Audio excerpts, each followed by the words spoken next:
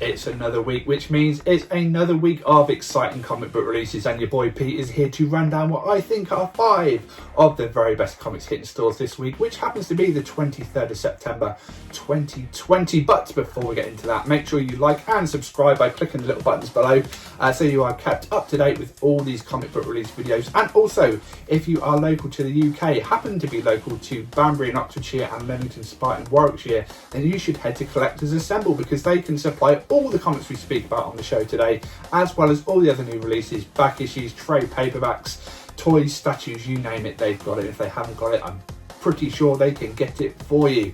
So yeah, head to them, let them know that Pete from This Week in Comics sent you, and they'll look after you even better than they normally would. But without further ado, let's run down 5 of the very best comics hitting stores this week, the 23rd of September 2020.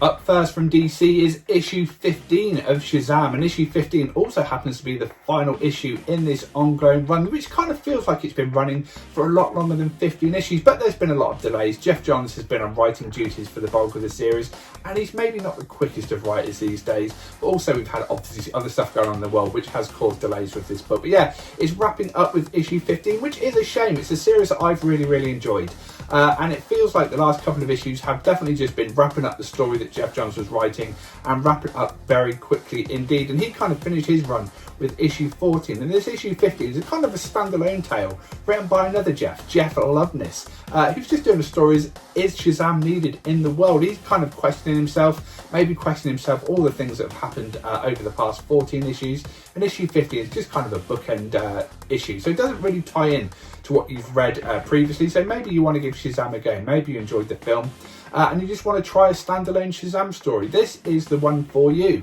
But yeah, sadly it isn't continuing after this, but if you have missed a series, and very good fun it is too, again, if you like the movie, it's very much in that vein. Check out the collector editions, which are no doubt going to be hitting stores very soon with the series wrapping up. But yeah, a shame. I hoped it would have lasted a bit longer, but a lot of comics being cancelled at the moment, which is a shame, and Shazam is one of those victims of a cancellation. But yeah, it's a key issue, it's a final issue. Grab it, let me know what you think in the comments down below.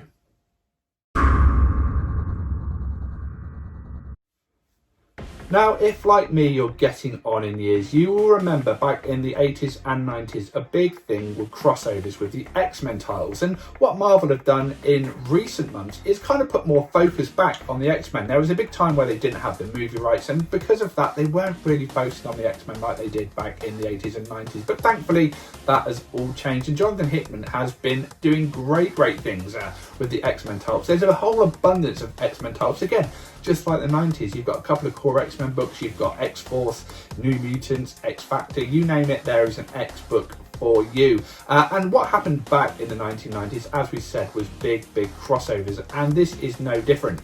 Jonathan Hickman is doing a new crossover that crosses over in all the X titles, called X of Swords, or 10 of Swords. I don't know what it's called, correct me in the comments below, but we're going to call it X of Swords for the purpose of this video.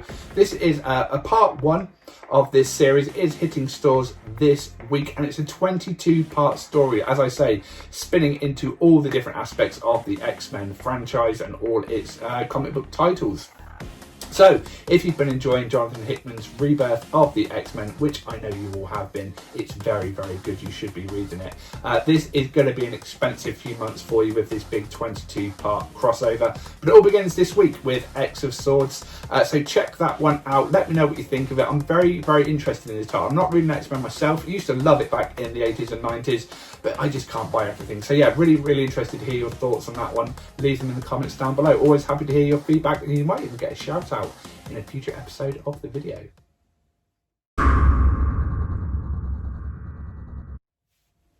Speaking of crossovers, DC are carrying on with their death metal crossover event. I say crossover, it doesn't really tie into that many of the ongoing titles. There are a few that it's tied into this month, but it has a lot of one-shot specials which tie into the overarching story. And this week is no different with the release of Speed Metal issue 1. Now, if the title of the book doesn't give it away, this ties into the speedsters of the DC universe, specifically Wally West, who now has the powers of Dr. Manhattan, if you can imagine that. Yeah, that's really exciting stuff. Good to see Wally West being treated a little bit better after his...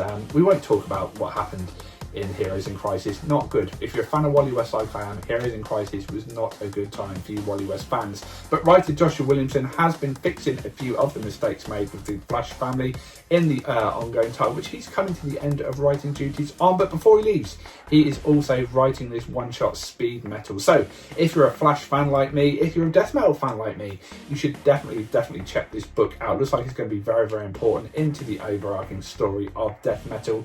And it's just good to see the Flash family back together. This features Wally West, Barry Allen, Jay Garrick. You name it, if they're a Flash character, they're no doubt going to be in this one shot. Looking forward to this. This is my most anticipated book of the week, and it should be yours too. So yeah, good stuff. Joshua Williamson wrapping up his time on the Flash and lending a hand into the Death Metal overarching story.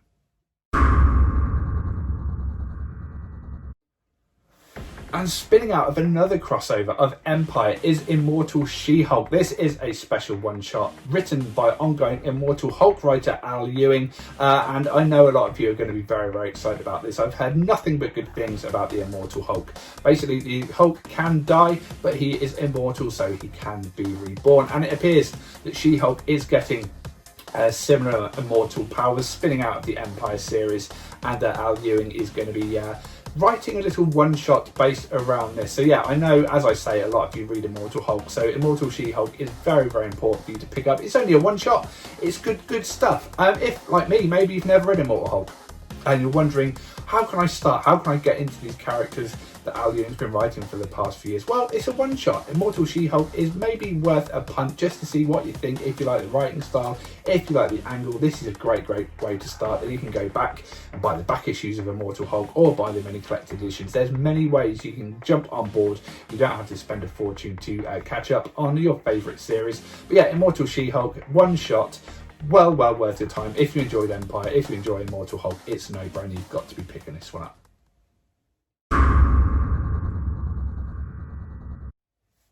And now for a comment for all you video game fans. This time from an indie company called Behemoth Comics. It's Hotline Miami Wildlife issue 1 of 8. Now, if you haven't heard of Hotline Miami, it's kind of a retro looking game, but very, very violent stuff. So this comic isn't going to be based for you younger readers and viewers, but if you're a more mature reader, like me, Mr. Mature right here, definitely well worth checking out. Hotline Miami is a great game, action game, full of nasty, gruesome deaths and things like that you really shouldn't be looking at, especially at this time of day. But there's a comic out featuring a brand new character by the name of Chris. We already know him as Chris, but you'll see from the images of the comic, he wears a mask, and the masks are very, very important in the game. They give different abilities to how you take down rooms of gangsters and enemies and things like that in gruesome and horrendous ways. And if that is your sort of thing, check out the new issue 1 of this 8-issue miniseries hitting stores this week.